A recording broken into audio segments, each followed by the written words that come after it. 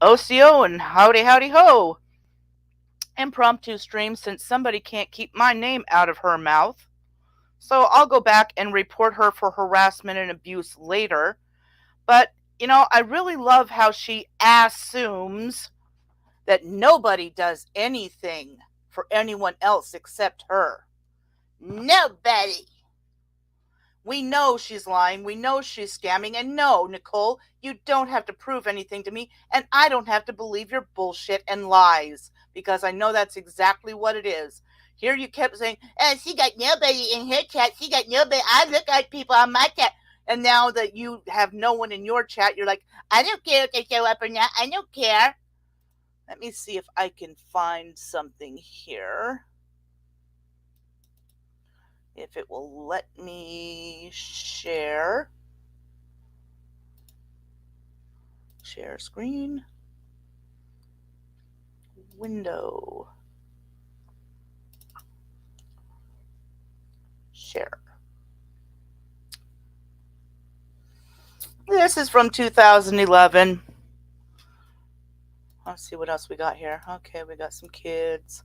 More stuff. Yeah, you see that yellow truck there? Back in February of 2011, there was a huge fire out on the Yakima Reservation. It took out 28 houses. People lost everything. I arranged to go around Seattle picking up every donation I possibly could. We even got the truck use donated. And we took a truckload of shit over to the Yakima Nation over in White Swan, Washington. We were joined by the Confederated Tribes of Grand Ronde.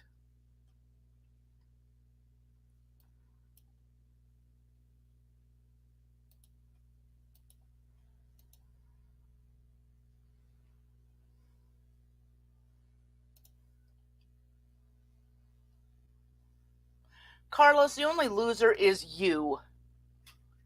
And you're such a big loser that you have to listen to me, follow me around to other chats, and do your little N-word bullshit. I mean, how fucking lame are you?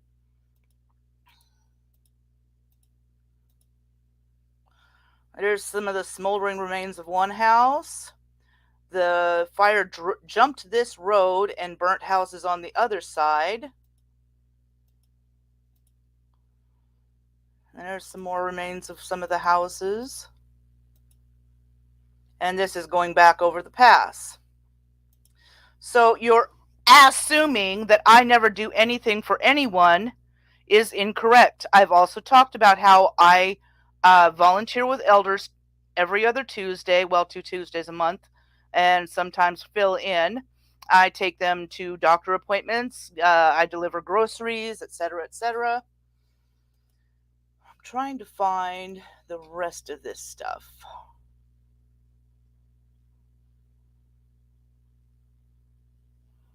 I have absolutely no idea where most of this stuff is.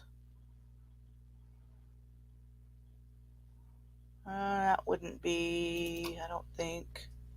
Nope, that's the same one. This was about the same time that I was a volunteer working at the John T. Williams Memorial Totem Pole. Do you know what I did there, Nicole? Hey, Firefly. Apparently, I'm jealous and I don't have a kind bone in my body, and I need to get a job and grow the fuck up, and because somebody has no content unless she's talking about me. I'm sure she's listening right now, along with all her little trolls. But, yeah, I could make a Patreon. I don't want to. And no, she doesn't have to prove anything to me, and I don't have to believe her bullshit. She's lying, as always. Anyway, back in August 30th, 2010, a Native American carver who was also a homeless man and had alcohol issues was murdered on the streets of Seattle by a Seattle cop, who of course told a big bullshit story, and of course the medical examiner's story was completely different. He shot the man in the back. So they had a memorial totem pole uh, thing going on, and it started out at the Seattle Center, but then we moved over to the waterfront. And because of people like Carlos and Abe and all that shit, we had to have people watching the site 24/7. So we had a lot of homeless people that would help keep an eye on things. And I frequently supplied fresh, hot food for everyone at the project. I gave people rides here, there, and everywhere. I sat in court with the family. Had my batteries taken from my camera by the court because you can't be taking pictures in there. It's like, if it stays in the bag, I mean, I think you can tell if I've got a camera out or not.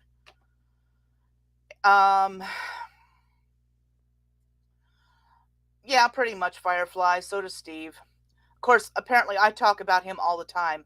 I haven't been doing any lives lately because my health has been making me feel crappy, and I've been dealing with this new doctor.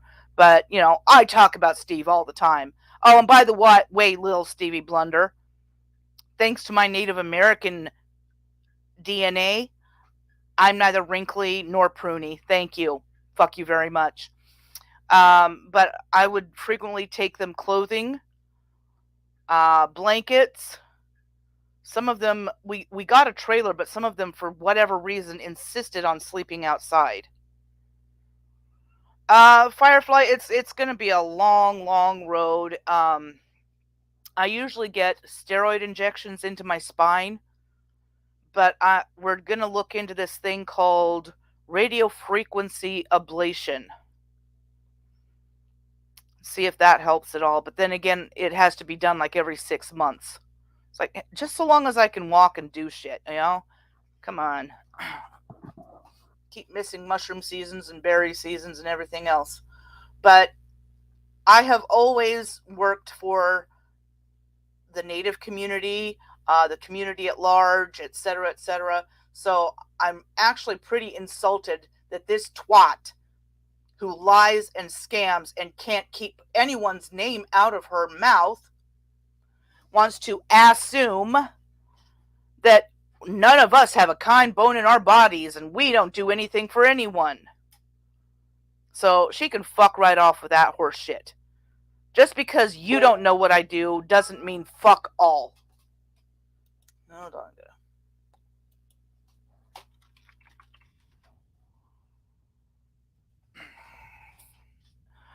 Oh, God, Firefly, holy shit. Do they know why? I mean, are you going to have to do dialysis, or what the fuck's going on there? I've got a kidney stone, and this doctor insists that the pain isn't from a kidney stone, even though it shows up on every scan they give me.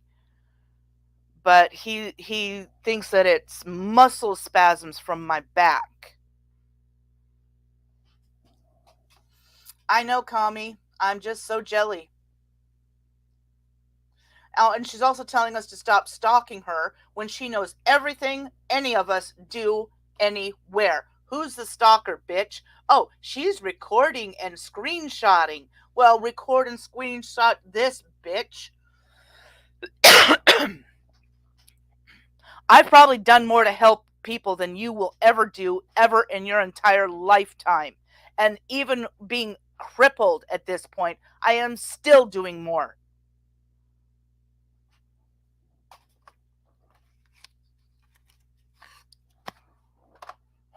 Anyway, Firefly, he gave me those stupid muscle relaxers. So do you just like have decreased kidney function, or it is scary. Renal failure ain't no fucking joke. Yeah.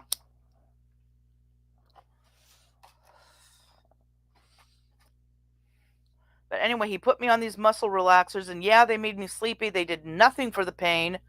But if I went to bed, I would just toss and turn. And if I did fall asleep, I'd wake up like every 20 minutes. And I'm like, okay, these aren't going to work. So he decides to put me on prednisone, which is a pretty serious steroid. Well, Firefly, you know what? If you're in the United States, a lot of us can't really go to doctors just any old time we feel like it, unless we have the best insurance in the world. And even then, you've got deductibles and everything else. I mean, I filled in the paperwork for this doctor back in January and sent it in, and it was 3 months before I ever heard anything from them. All of a sudden, they're like, "Oh, hey, let's get you an appointment." Blah blah. I'm like, really?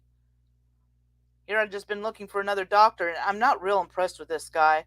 But he put me on this prednisone, and within an hour or so of taking that crap, the pain amplified. This pain just shot like lightning up my spine, into my head, exploding into a headache. So I don't know what the fuck he's doing.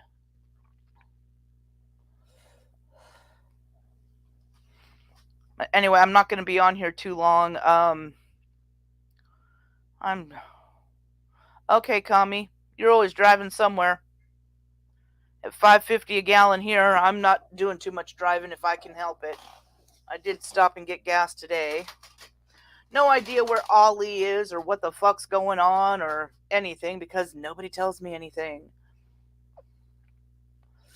Of course, I don't think Ollie knows what he's doing. Firefly, that is so much easier said than done. I looked for this doctor that would not only take my insurance but was accepting new patients for over a year. With this pain just getting worse and worse. It gets to where my legs start going numb. My feet feel like ice, but if I take off my shoe and sock, it feels perfectly warm.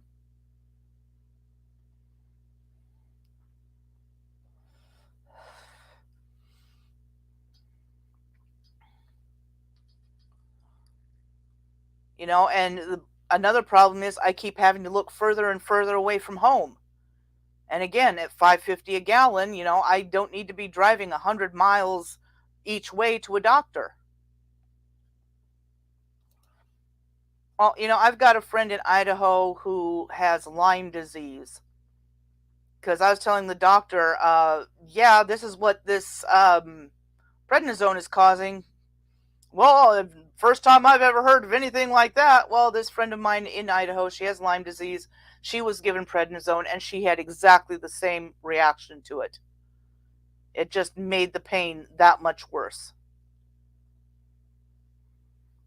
But this radio frequency ablation, it has something to do with sticking needles into the spine and doing something to the nerves and creating some burning sensation or something, and it blocks the nerve impulses from sending, telling your brain, yeah, this hurts. And it's some of the stuff it's specifically for is back and neck pain, especially the lower back, and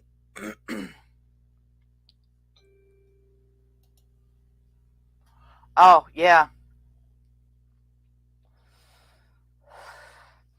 I think back when I was still able to do some shit, I think I got heat stroke.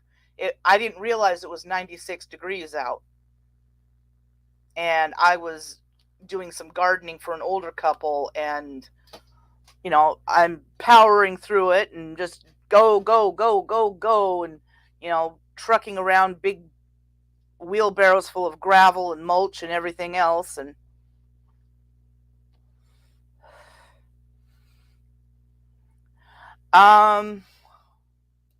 years of work and always doing heavy duty work. One elderly lady that I was taking care of, she said that I tended to work like a man. And when I was working in restaurants and bars and stuff, you're lifting cases and crates and kegs and just all kinds of shit. So, freight comes in, you got to lift crates of shit to carry it to the dry storage or the walk-in fridge or whatever, and if you're working in a bar, then you've got cases of beer and you got to try and take as much as you can in one shot because, you got a bar full of people and everybody's going, want a beer, want a beer, want a beer. And it's just, over time, and the discs have herniated inwards, so they're pressing on the nerves in the spinal column itself, which is what they call a narrowing of the spinal column. It's called spinal stenosis. Another option that I'm hoping we'll look at is disc replacement. But, in this house, it's I've got 3 floors here, so I'm moving furniture and stuff up and downstairs by myself and working around the yard, carting things around and hefting big bags of soil and amendments and stuff like that for gardening. It all takes a toll on you after many years.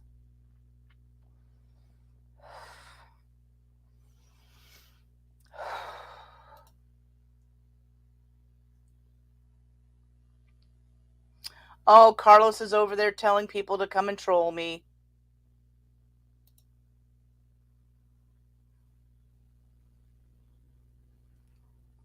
What a loser. I mean, how does... What a sad life you have just being a troll. I mean, as far as I know, that's his entire life, is living on YouTube with his 1,500 or whatever accounts, just being a troll. And of course, Nicole thinks him and Stevie and all them are great because they're kissing her ass. I don't know. I guess they like that outhouse flavor. I don't know. Don't care.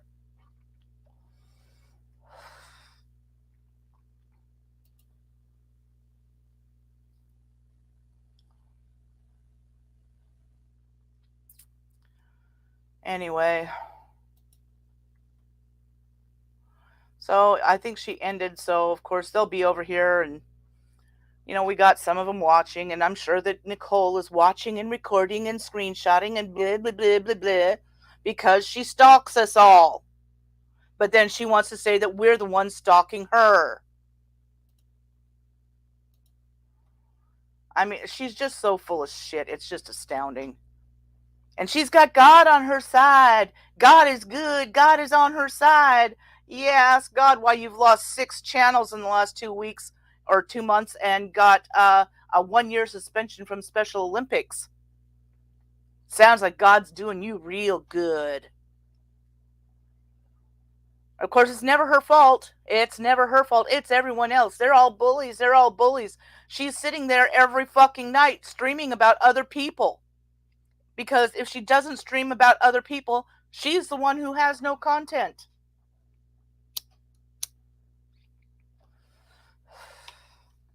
Well, that's what she keeps saying about us, just like the other night. I guess it was yesterday or day before yesterday. Oh, yeah, Steve said that she got her channel struck, which was absolutely not true. That's karma. Karma's a bitch, but when it happens to her, it's bullying.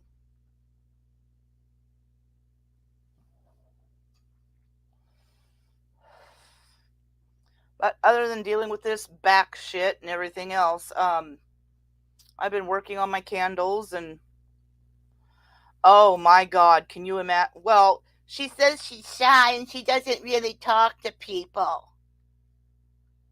But she expects us to believe she's going to go around handing out money to the homeless.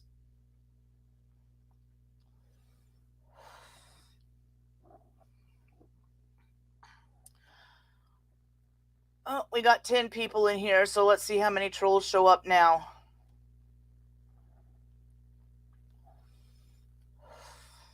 They can't help themselves. They'll have to say something eventually.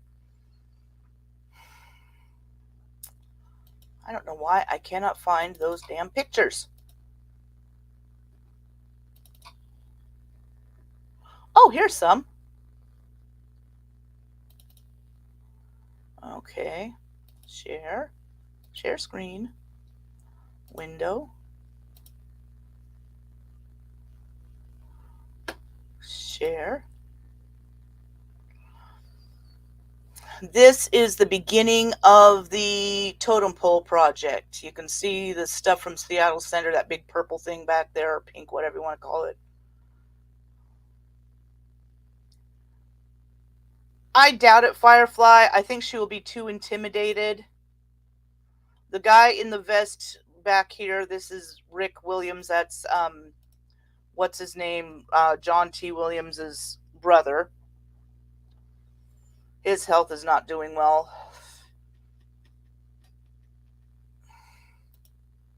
Yeah, that's him right there talking to a tourist with a dog. And the guy standing here, that's Dave Dammit. He's a photographer. Real nice dude. Yeah, there he is again. There's Dave. That's Thunderheart, which is one of Rick's boys. He's explaining to him about the carving, because they've been carving in Seattle for 8 generations. Oh, that dude in the back, he's an asshole. I guess the family let him carve with them. Oh, there's Hat and Boots. Hat and Boots. Used to be a gas station in Seattle, and when they closed the Hat and Boots down, they put the Hat and Boots into a park in South Seattle. Okay, I know there's more totem pole pictures here. Oh, somebody threw a chair away. Pussy Willows. Skunk Cabbage. Butterbur. Oh, yeah, I think we're just back to the beginning now. Anyway, yeah, the totem pole project, I think it was supposed to take like 3 years, and they got the first one done because it was supposed to be 3 different totem poles, and the city said that we had that space for 7 years total. Hello, yogurt in the garage.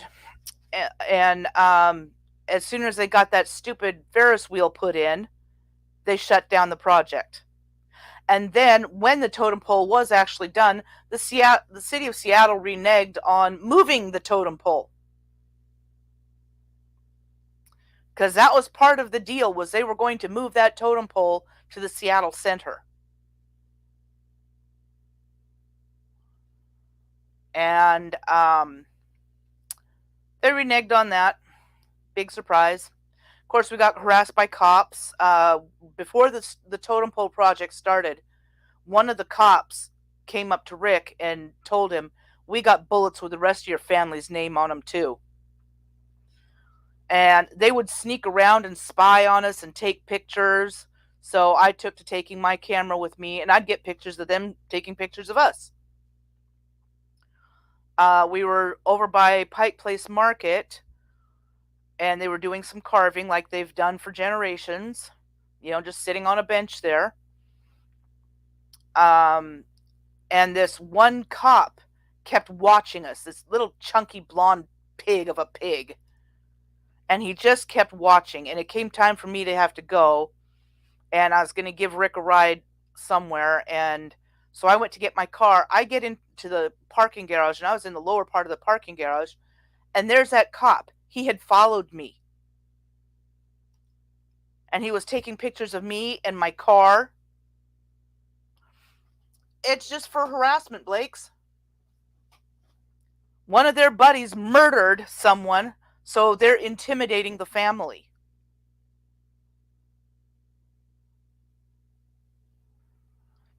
And then one of the cops that was haunting us at the Seattle Center was harassing one of the women down by Pike Place Market. They had her surrounded. And here this woman walks with a cane because she was born with a hip defect.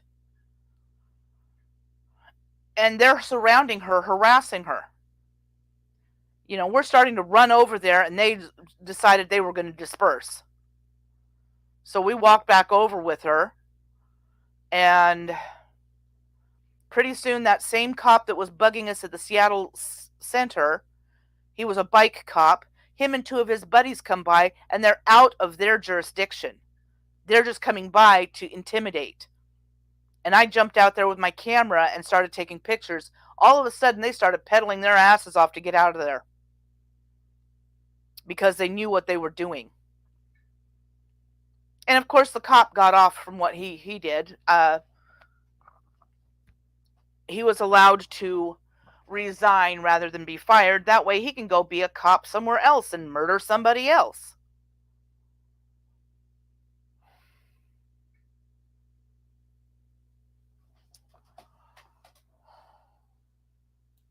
Songs were written about John T.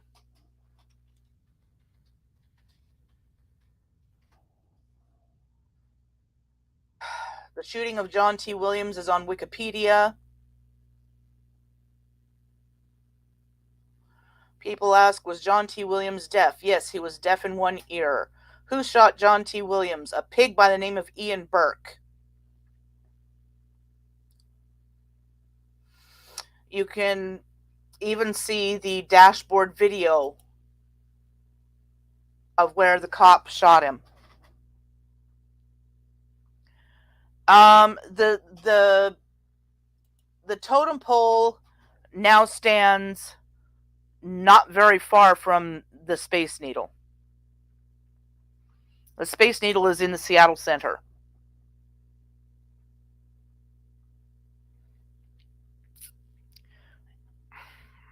You'd have to know Seattle because it's just off of Fifth Avenue, near the monorail, off to the side of the Space Needle. I think it costs like $30 just to go up in the elevator on the Space Needle. I'm like, whatever. Matter of fact, when I was selling to restaurants, I never sold to the Space Needle because they wanted us to pay to go up in their elevator just to sell to them. I'm like, oh, I don't think so. It's like, you're not going to buy enough for me to pay $30 just to get there and back. Not going to happen.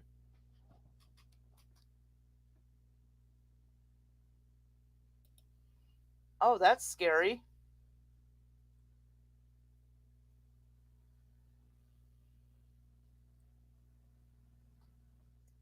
Eee. That is scary. One place I lived, I was at the library one day, and there was this guy that was known to be an absolute creep. And he had exposed himself to a young girl one day in the bushes. And I came out, and he's talking to a young girl on a bicycle. And I stood there and just stared him down until he could feel my eyes drilling into him. Because I swore, one move, motherfucker. I am on you like a cheetah on a gazelle, motherfucker. Then I tried to get a hold of the kid to tell her, you got to be careful for people like this. But she'd ridden off on her bike, and so I followed her all the way home. And her mother was working out in the yard, and I said, so-and-so was out here talking to your daughter, and she's like, what do you think you're doing? Do you have any idea what he's... And she's like, Mom, it's only blah, blah. And I'm like, no, it's not only blah, blah. Children are frequently victimized by people they know. And he is a creep. I don't even know how that motherfucker even survived. I'm surprised parents didn't murder him. Matter of fact, I worked in a bar in that town, and he came in and destroyed the bathroom. And scratched his nickname into the paper towel dispenser. How fucking stupid do you have to be to do that? He clogged up the toilets. Yeah, exactly. These people are frequently known to the children. So they figure, oh, it's just so-and-so. He's okay. She's okay. They're okay. Next thing you know, the kid's missing or the kid's traumatized because, so-and-so offered to give them some ice cream or candy or something. I mean, it takes nothing.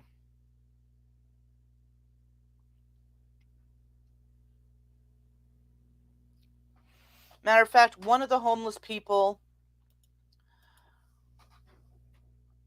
at the Totem Pole Project,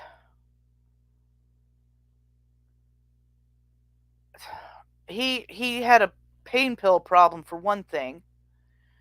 And we saw him lift up one of the little kids to get a close look at the totem pole while it was being carved.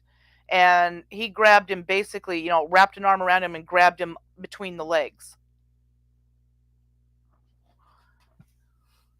No, he just shoved a bunch of toilet paper into them and paper towels and everything else. But this one homeless guy, once we noticed that he was doing that, we would step in front of him if any kids wanted to close up. We just would not let him. We really didn't have anything to go on. Nobody knew what his real name was. He would only tell us his nickname. Matter of fact, people came around trying to help some of these people get housing, and he outright refused. See you later, Firefly. I hope you get good news from your doctor that it's something easy to fix. But he didn't want the housing because you have to be clean. Yeah, Alcatraz. Bernie Whitebear was there, and where Daybreak Star is in Seattle, out in Ballard, it used to be an old, yep, definitely. It used to be an old military post, too. And so everybody smoking prayers up for Firefly that his doctor thing comes back good. That it's something they can easily fix with his kidneys. But the road to the old Fort Lawton there, Daybreak Star, is called Bernie Whitebear Way now. And Bernie was at Alcatraz. John Trudell was at Alcatraz. If you look at Drunken History on YouTube, they have a bit about Alcatraz. It's not quite, they're drunk and they don't have all their facts right, of course. But Dallas Goldtooth plays one of the characters in that, and I don't remember if he plays John Trudell or Bernie Whitebear or what, but it's cute to watch. And second season of Reservation Dogs is coming up, and today's the second, so 4 more days I'm gonna have to get Hulu again, or not Hulu, but Peacock again, because the new season of Rutherford Falls begins on Peacock. And I can't remember when the other one with Reservation Dogs happens, but I was watching Bobby Lee, the comedian Bobby Lee. Yeah.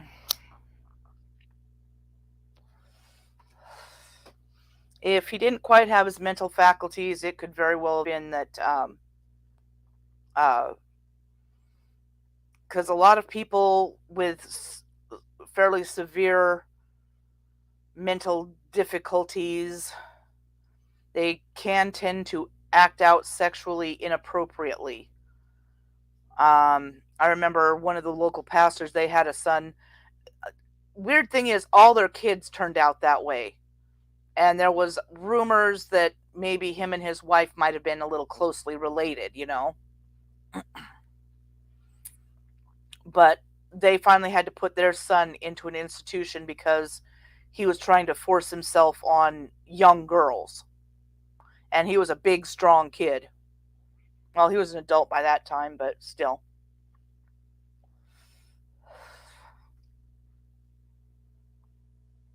But anyway, I was watching, comedian Bobby Lee has a podcast with his girlfriend. Yeah, if people aren't taught about sex and sexuality like they should be, then they have no idea why they're feeling what they're feeling or how to express that. And so sometimes their curiosity gets the better of them and they do things in ways they should not. But then again, Josh Duggar apparently also had CP on his computer. And he's an adult now, so he has no excuse.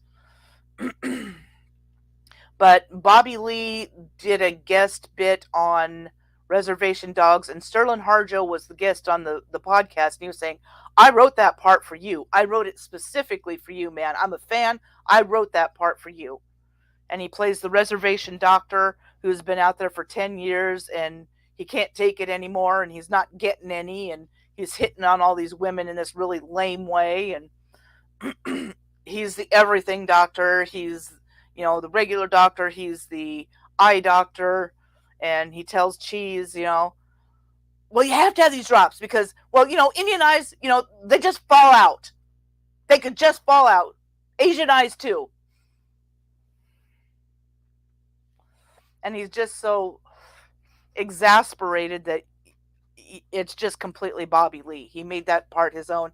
And Sterling has guaranteed him that, yes, he's going to have parts upcoming.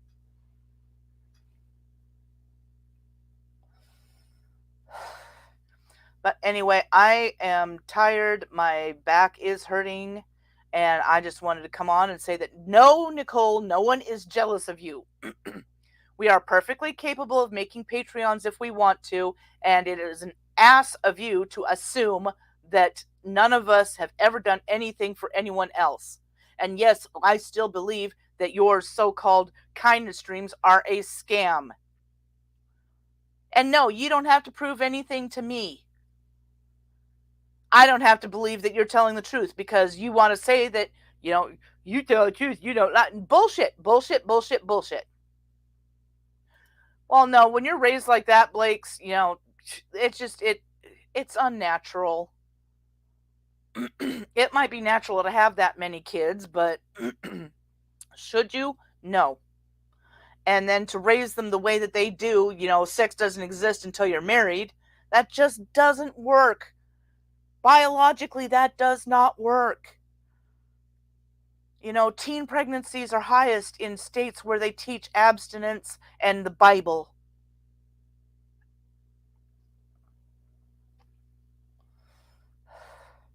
So anyway, yeah, this Tuesday, as a matter of fact, I have my volunteer work with elders, Nicole.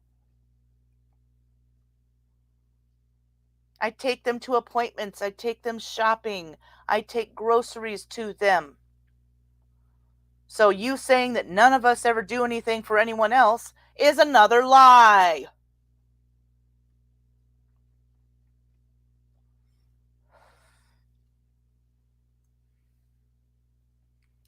So anyway, I'm going to jump off here. I got some new candle scents from a place called Pro Candle Supply. Not impressed. Out of the 6 I got, I think I liked 2. And one I liked even though it didn't smell anything like what it was supposed to. It was supposed to smell like plumeria. And plumeria actually has a floral yet slightly citrusy smell. This just smells like sunflower. And their gardenia smells like the same thing with dust added. It smells musty. Their Nag Champa smells like incense, but definitely not Nag Champa incense. And the Fraser fir smelled nice. It had the sweet smell that fir oils do have. But what else did I get? I don't even remember what I got. I just know I wasn't that impressed. Bleh. Bleh. So back to the other companies where I can get the good stuff. I used an entire bottle of my Vanilla Bean Noel type to make bath bombs. They were milk bath fizzing bath bombs, and they have dry milk in them. Bunch of bullshit. I made a double batch, got them all molded up, but the recipe has a little bit of water to it to help it hold together. Well, that little bit of water was enough to set off the fizzing, and after I had molded the balls and set them aside, they started getting bigger and bigger, and then going all flat and gloopy, and it was a disaster. It was a disaster. So we avoid any bath bomb recipes that have water or cornstarch in them, because the cornstarch, no matter what you do, you can't get that shit to hold together.